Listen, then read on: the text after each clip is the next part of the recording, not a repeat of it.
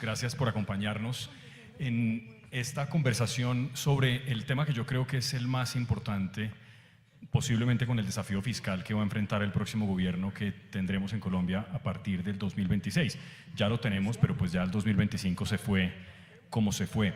Y yo creo que el asunto energético, y aquí están los representantes de todo el sector del petróleo, del gas y también de la energía, pues tienen todo que decir en esto que va a comenzar ya en las campañas políticas y de lo que ya se está hablando hace mucho rato en Colombia. Esta semana hemos tenido un par de noticias sobre el gas, sobre la energía, sobre el petróleo.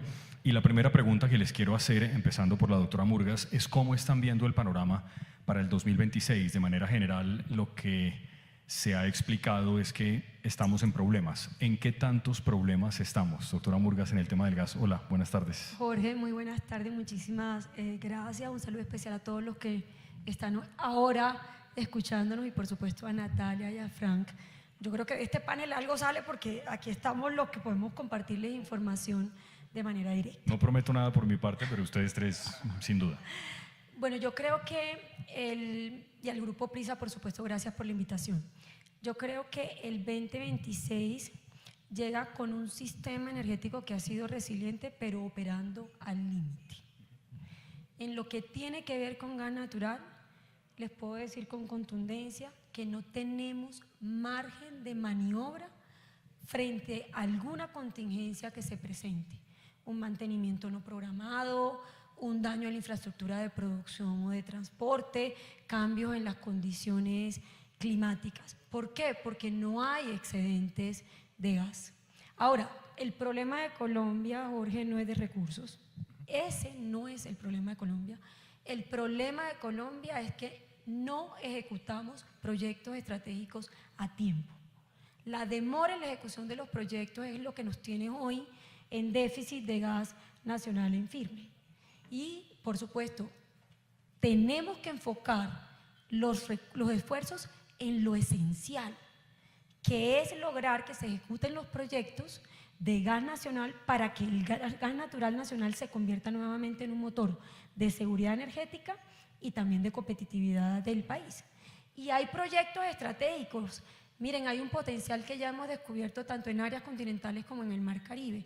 La industria del gas ya priorizó, estableció 10 proyectos estratégicos con enfoque de agregar oferta de gas, gas nacional y gas importado, porque vamos a tener que seguir importando gas en los próximos años para evitar interrupciones en la prestación del servicio, y proyectos estratégicos para desarrollar infraestructura de transporte que nos permita ahora traer el gas natural de donde van a estar ubicadas estas nuevas fuentes para conectarlos con los centros de distribución. Y el punto está, yo creo y yo considero que de cara a las candidaturas presidenciales, al cambio del Congreso, para poder ejecutar esos proyectos a tiempo, y de eso podemos hablar más adelante, les digo con toda honestidad, necesitamos tener una estrategia nacional para atraer y recuperar inversiones estratégicas. Una estrategia nacional que tenga un componente de estabilidad jurídica, con contratos, reglas claras, estables, predecibles a 15 y a 20 años, que tenga beneficios fiscales modulares. Miren, la competitividad del sector del gas natural está muy por debajo de la de los restos de países de América Latina.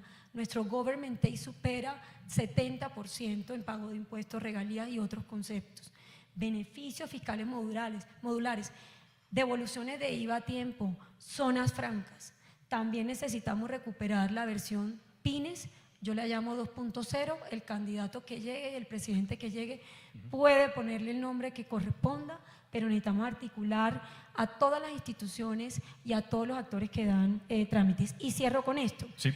Territorio, ese paquete integral, esa estrategia nacional de atracción y recuperación de inversiones estratégicas, también tiene que tener un componente que nos permita identificar proyectos de alto impacto en beneficio de las comunidades donde operamos.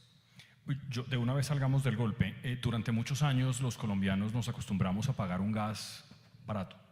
El gas es un energético, primero es el energético de la transición. No estoy seguro si el gobierno lo tiene tan claro, pero la industria sí.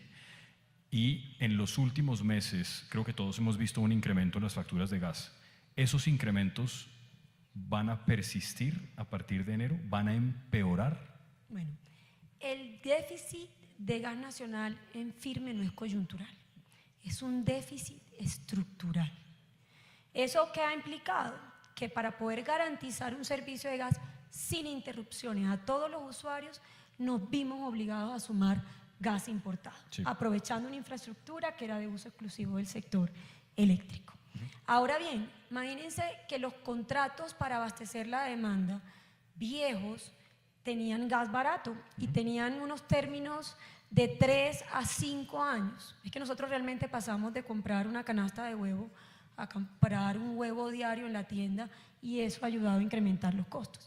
Entonces el año gas comienza el 1 de diciembre y termina el 30 de noviembre, Jorge. Sí, acaba de Entonces terminar. esos contratos viejos con gas barato se van venciendo cada 30 de noviembre de los siguientes años, comenzando el año pasado, y cuando han salido a suplir esas necesidades en el mercado, lo que hemos encontrado con firmeza es gas importado. Y sumar la porción de gas importado implicó que los precios se subieran y lo que estamos viendo desde el 1 de diciembre del año pasado, 1 de diciembre de este año, inclusive el 1 de diciembre del próximo año, es que se van a ir impactando las tarifas de las demandas respecto de los contratos que se van venciendo. Bien. Entonces, todavía el próximo año vamos viendo incrementos. Para terminar ese punto, no se puede generalizar un incremento a nivel nacional. Sí, correcto. No es correcto sacar un promedio nacional de los incrementos, porque los incrementos dependen de la porción del volumen y los precios de esas contrataciones nuevas, Y del pero transporte. también varían por zona y varían por tipo de demanda. Parte de tranquilidad para la demanda residencial en el 2026. No hay incrementos superiores al IPC, que son los incrementos normales de un servicio público. Pero, por ejemplo, en el eje cafetero y en Antioquia, que es donde se le vencieron ahorita los contratos para cubrir esa demanda residencial, sí vamos a ver incrementos solo en esas dos zonas del país entre un 20 y un 25%, con una ventaja, Jorge, Sí. que la TRM, que hace parte de la determinación Está de la bajando, tarifa, claro. está bajando y puede ayudarnos a compensar el alza en el gas. Y en GNB es otro comportamiento por zona y en el sector industrial es otro comportamiento por zonas. Gracias, doctora Murgas. Doctora Natalia, dice la doctora Murgas que en el gas no tenemos margen de maniobra. ¿Y en la energía? Bueno, muchísimas gracias por la invitación, Jorge, Por favor. a mis colegas de panel, al Grupo Prisa por esta invitación. En el sector eléctrico, si por allá llueve, por acá no escampa. Y es que además, quiero decirlo, en varios momentos el sector gas y el sector eléctrico caminamos de la mano porque las termoeléctricas del país, la gran mayoría funcionan con gas. Sí. ¿Sí? Y hablando un poco de lo que hablaba Luz Estela, para empezar, para que todos entiendan, el gas para nosotros es fundamental y se diseñó un sistema en el que funcionaban las térmicas con gas natural nacional, gas natural más económico. Se creó una regasificadora que es SPEC para eventuales momentos o de desabastecimiento o de poder conseguir gas más barato a nivel internacional en algunas ocasiones, pero esa no es la coyuntura actual. Y lo que más nos preocupa es que en algún momento Colombia puede llegar a un fenómeno del Niño cada 4, cada 5 años y el gas nacional no está alcanzando, pero el de la regasificadora tampoco va a alcanzar para los dos sectores, es decir, para suplir la industria, para suplir la demanda nacional, el consumo en nuestros hogares, pero además para las plantas térmicas, ¿sí? Entonces, por eso caminamos de la mano el sector eléctrico con el sector gas. Ahora, hablemos ya solo del sector eléctrico. Según los balances de energía en firme de XM, y esto es información pública, esto es información del operador del mercado, ya este año estamos en un déficit de energía en firme, en menos 1.5%. Eso no lo habíamos visto desde los últimos 30 años, desde el apagón de los 90 que tocó dar un revolcón a todo el diseño de mercado, un diseño de mercado que había funcionado maravillosamente los últimos 30 años, pero que se dejó de gestionar. Se dejaron de dar señales de política pública para gestionar este sector y estamos viendo que para el año 26-27, que es el próximo fenómeno del Niño según la estadística, vamos a estar en un menos 3.6% de energía en firme. ¿Eso qué quiere decir? Que en un evento de sequía extrema no vamos a tener con qué atender la demanda de energía, la demanda eléctrica del país, con todo el parque de generación que tenemos. Nos preocupa mucho, hemos levantado las alarmas, las hemos levantado desde hace más de 4 años, tenemos en el inventario que no han dejado entrar casi 4.500 megas de energía al sistema, entre esas 2.500 megas que debieron haber entrado de La Guajira.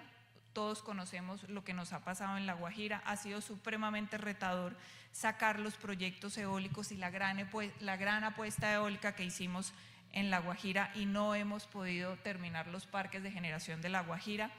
Y definitivamente lo que más nos preocupa es una cosa que en particular tiene este sector que es muy bonita, y es que nosotros no necesitamos dinero ni plata del presupuesto general de la nación. Nosotros solo necesitamos señales de confianza regulatoria para hacer inversiones que calculamos de 10 a 13 billones de pesos anuales que tenemos que hacer para atender la demanda como está creciendo. Entonces, ¿cuál es el mayor reto? Que nos dibujen la cancha, que nos digan cuáles son las reglas de la cancha y que nos inviten a jugar en la cancha, ¿sí? Porque estas empresas están comprometidas con seguir jugando en este país. Bien, gracias. Mencionaba la doctora Natalia, doctor Frank, que ha tenido el país muchos problemas para sacar adelante proyectos en La Guajira. Usted aquí tiene una, digamos, triple condición. Sabe mucho de asuntos de paz, pero eso dejémoslo de lado. Sabe mucho de ambiente, fue ministro de Ambiente, y además ahora representa también al gremio del petróleo. ¿El petróleo cómo está caminando? ¿Está tan preocupado el sector como está el sector del gas y de la energía, o un poco menos pesimista? Pues primero, muchas gracias por la invitación. Entonces, por allá llueve, por acá no escampa, y por aquí hay también una tormenta, y es una tormenta de todo el sector, y la situación es absolutamente crítica, y nosotros, todos los gremios, lo hemos venido diciendo desde hace varios años. Pero, ¿por qué llegamos aquí? Es importante tener en cuenta eso. Nosotros llegamos aquí, en el caso del gas, por ejemplo, venimos reduciendo las reservas de gas sistemáticamente desde hace 12 años, desde hace 14 años. En el 2012 teníamos 11 años de reservas de gas y hoy tenemos 6. Entonces, a Colombia le ha faltado una coherencia en decisiones de política pública de largo plazo, y hoy es el momento de hacer propuestas para que el gobierno que entre, este gobierno no lo va a solucionar, tenga un plan, que sea una política de Estado que trascienda gobierno tras gobierno para que aprovechemos bien los recursos. Número 1. Número 2. Este gobierno cayó en la trampa de pensar que la transición energética es no sacar petróleo, no sacar gas, y cayó simultáneamente en la trampa de confundir lo ambiental con lo sostenible. Lo estrictamente ambiental no es sostenible. Lo que es sostenible es lo que se basa en 3 pilares: lo ambiental, lo económico y lo social. Y las medidas de política pública que únicamente miran uno de esos 3 ejes distorsionan los mercados y frenan los países. Y hoy estamos hoy. Y hago el resumen de cómo estamos en petróleo. Tenemos menos de 7 años de reservas. El sector de hidrocarburos es un sector que ha representado más del 20% de los ingresos corrientes de la nación, el 16% de la inversión extranjera directa, el 30% de las exportaciones. Genera más de 1 billón de pesos en cadenas de valor en las regiones, 8.2 billones de pesos en regalías. Todos sabemos eso. ¿Por qué se está desaprovechando? Por un absurdo ideológico que está llevando al país y que llevó al país a la falta de autosuficiencia, a la pérdida de soberanía, a una crisis energética y a una crisis fiscal. Y eso hay que resolverlo. ¿Cómo se resuelve? En el caso del gas, y Luz Estela lo ha dicho muchas veces, hay que lograr que los proyectos Costa Afuera y el de Sirius hoy sean unos proyectos de interés nacional. En segundo lugar, conectar los mercados. En tercer lugar, resolver el tema de las tarifas de transporte y dar unas señales claras de largo plazo a la oferta y a la demanda, para que haya reconversión y para que haya inversión. Y en el caso del petróleo, tenemos que hacer yacimientos no convencionales. El gas también se puede obtener a partir de yacimientos no convencionales. Eso está inventado, las tecnologías han mejorado y la conversación sobre el fracking hoy no puede ser la misma que teníamos hace 10 años. No podemos tener niveles de pobreza del 30%, 7 millones de personas en la miseria absoluta y un país apagado y que no progresa. Entonces, propuestas y soluciones sí hay, lo que necesitamos es un cambio de perspectiva y de mentalidad. Sí, yo creo que eso último, por ejemplo, me parece que Brasil, a pesar de tener una cercanía ideológica con el presidente Petro en ciertas cosas, lo ha entendido muy bien y creo que ha sido muy claro. 140 millones de personas para alimentar. Exactamente, y creo que Lula lo ha entendido perfectamente bien, tanto que acaban de aprobar la exploración de un pozo en el Amazonas, cosa que allá fue muy cuestionada, pero creo que Lula fue muy contundente en que eso había que hacerlo precisamente por eso.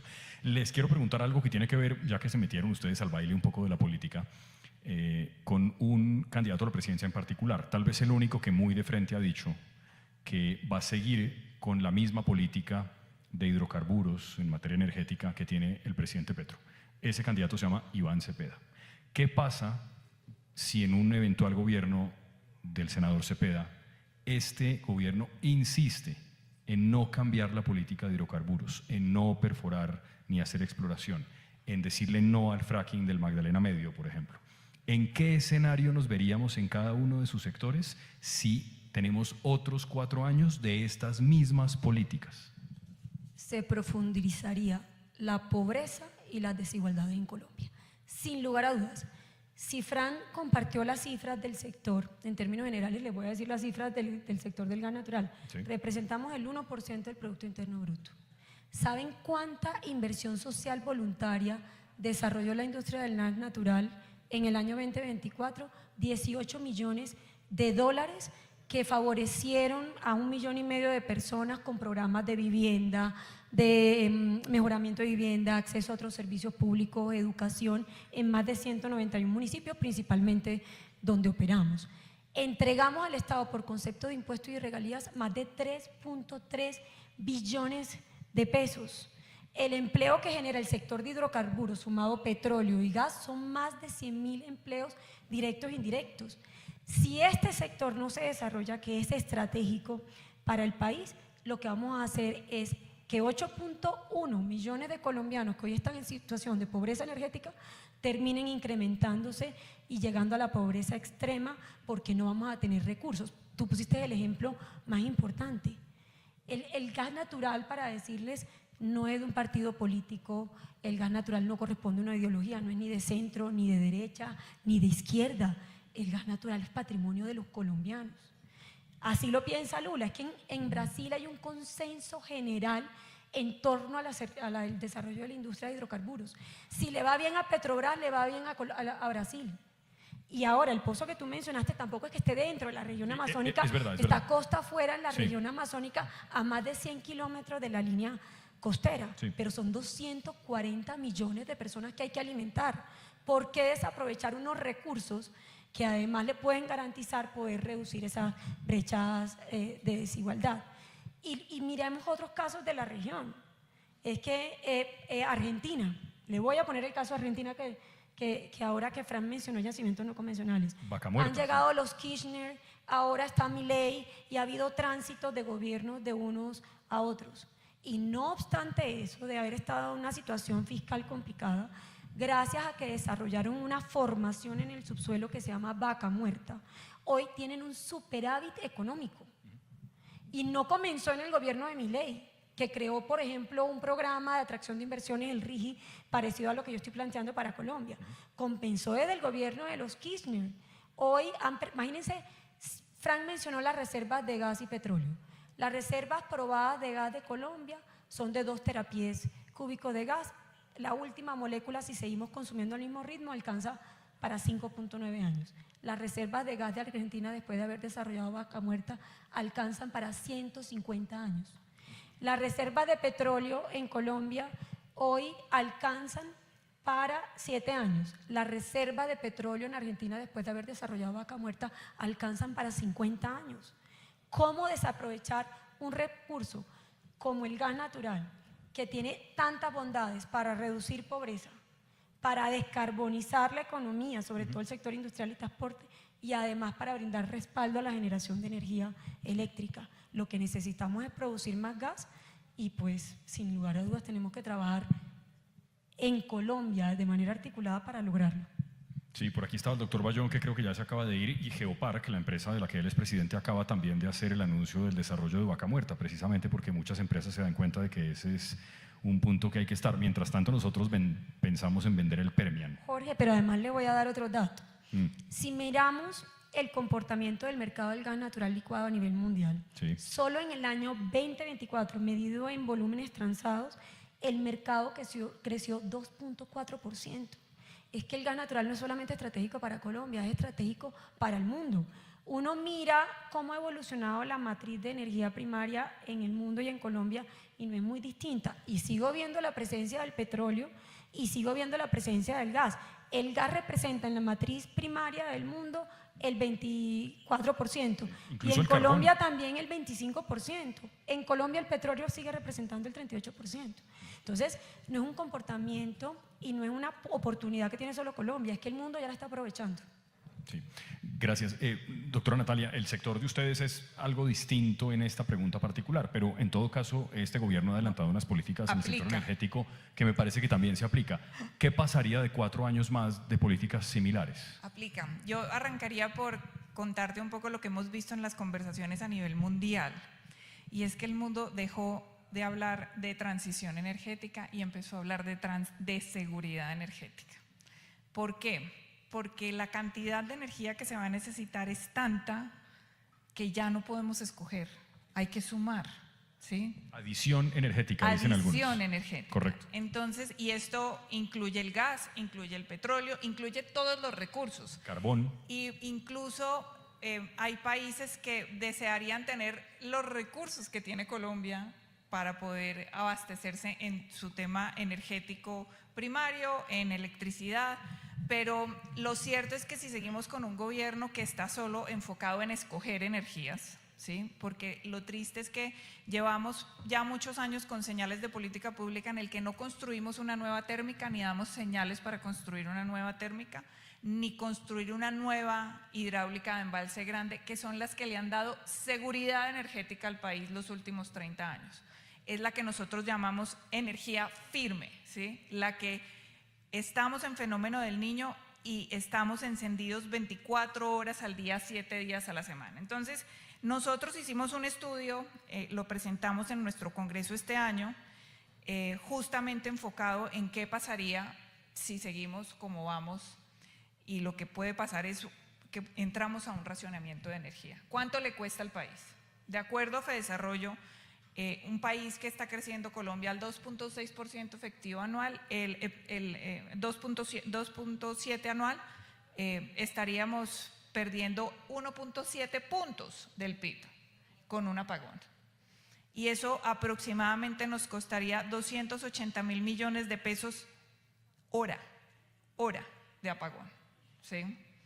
Sin contar el drama en todas las actividades productivas que podemos tener, que hoy funcionan gracias a la energía eléctrica, porque es que resulta que el problema de la electricidad no es un problema solo del sector de generación. El problema de la electricidad es que no podemos volver a hacer reuniones virtuales, no tenemos plataformas para pagar, no podemos, o sea, deja de funcionar la vida diaria como la conocemos, ¿sí? Está tan penetrada la electricidad en toda la economía que es que un país se detiene. Y eso es lo que nos puede llegar a pasar. Sí. Lo único lindo de un apagón es la luciérnaga. Saludos, Gabriel. Vamos. Ahora, doctor Frank, en el sector petrolero, ustedes otros 4 años de esto mismo, ¿cómo lo ven? Lo que muestran las cifras es que con el marco fiscal de mediano plazo que tenemos hoy y la declinación de los campos, la baja en la producción, la baja en la inversión, etcétera, hoy ya tenemos un problema serio así diéramos una vuelta, no. El marco fiscal de mediano plazo muestra un déficit adicional de 40 billones de pesos entre el año 2027 y el 2035. Muestra que en el año 2040 no tendríamos ni siquiera el petróleo suficiente para atender la carga de las refinerías, que en el 2050 estaríamos importando por lo menos el 50% de todos los combustibles que genera el país, y obviamente tendríamos déficits fiscales agravados. Entonces, la solución no es profundizar en una política que claramente ha sido equivocada. Y lo que nosotros necesitamos en Colombia es entender que hay una conversación que va mucho más allá de los volúmenes de producción. Hay una conversación que hay que tener y tenemos que lograr unos consensos porque hay grupos de interés y comunidades que ven estos sectores como una amenaza. Y aunque no compartamos ese punto de vista, hay que entenderlo para resolver el tema. Lo ven a veces como una amenaza a sus ecosistemas, pero también es cierto que en muchos departamentos del país los ciudadanos no han visto las ventajas de esta actividad. ¿Por qué? Porque el sistema general de regalías no funciona bien. El sistema general de regalías tiene cerca de 10 billones de pesos atrapados. Cuando uno mira el valor promedio de los proyectos de regalías de los últimos años son 6.000 millones de pesos promedio. ¿Qué se puede hacer con 6.000 millones? ¿Son proyectos que aumentan la competitividad de las regiones? No. ¿Son proyectos que formalizan la economía? No. Son proyectos que se utilizan a través de los mecanismos que tiene la ley de regalías para hacer favores políticos, para pagar campañas pasadas o financiar campañas futuras. Y mientras tanto los índices de pobreza y de miseria siguen iguales. Entonces, entender que hay muchos ciudadanos que no han visto un beneficio tangible es clave para resolver el problema. Pero para resolverlo tenemos que tener una propuesta. Claro que tenemos que sacar todo el petróleo y todo el gas y hay que hacer fracking, pero eso no es suficiente, porque para lograr un apoyo a la actividad de este sector tenemos que hacer unos cambios en el sistema general de regalías que son fáciles de hacer, para que a través de planeación nacional haya unos filtros adecuados a los proyectos y los proyectos correspondan a unas agendas regionales y la gente empiece a ver beneficios como consecuencia de la actividad del sector.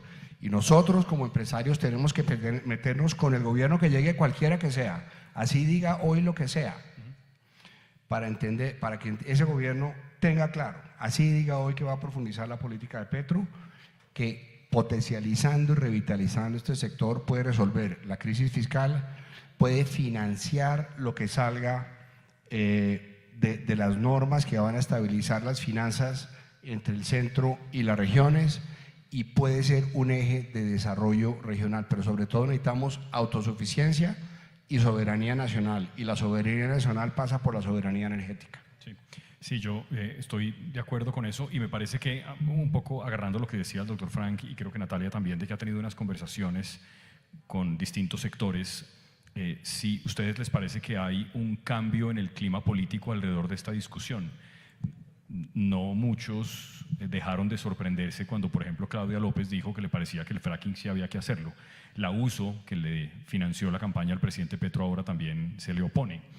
Me da la impresión de que hay un cambio en el ambiente. ¿Ustedes perciben lo mismo? Claro que ante la necesidad que tenemos y los indicadores económicos que nos han mostrado reducción en la inversión, déficit de gas, reducción en la producción de petróleo, un riesgo de apagón, por supuesto que ante la necesidad los candidatos tienen que reaccionar. Y lo cierto es que si uno se detiene a hablar de la técnica del fracking un poco para los que aquí nos están escuchando, resulta que en el subsuelo el gas se quedó atrapado en la roca. Y cuando uno perfora un pozo, ese gas no fluye como convencionalmente fluye en la exploración tradicional. Entonces, para poder, la roca no tiene permeabilidad, es decir, los poros de la roca no están conectados, por eso es que no fluye el gas. Entonces, para poder conectar esos poros de la roca y lograr la permeabilidad, se hace fracturamiento con agua y con arena y con químicos. Las fracturas son del tamaño de la hebra de un pelo, para que ustedes tengan una idea, para que los poros se conecten y el gas fluya. Tenemos 10 veces el potencial de reservas que podemos producir de gas a través de la técnica del fracking es 10 veces mayor a las reservas probadas que tenemos hoy. Pero además les digo algo, hay una coincidencia, mejor dicho, mandada por Dios, y es que ese potencial está en el sur del departamento del Cesar y en el norte del departamento del Santander, por donde todo el sistema de transporte de gas, específicamente el de TGI, que va desde La Guajira hasta Yumbo, pasa por toda la mitad del Cesar y entra a todo el departamento del Santander. ¿TGI es el que no quiere el gobierno? Entonces, cuando obtengas licencias, cuando tengas la licencia ambiental, tienes la capacidad y tenemos la capacidad de rápidamente, después de obtener la licencia, de conectar esa producción al sistema de transporte y así garantizar seguridad energética.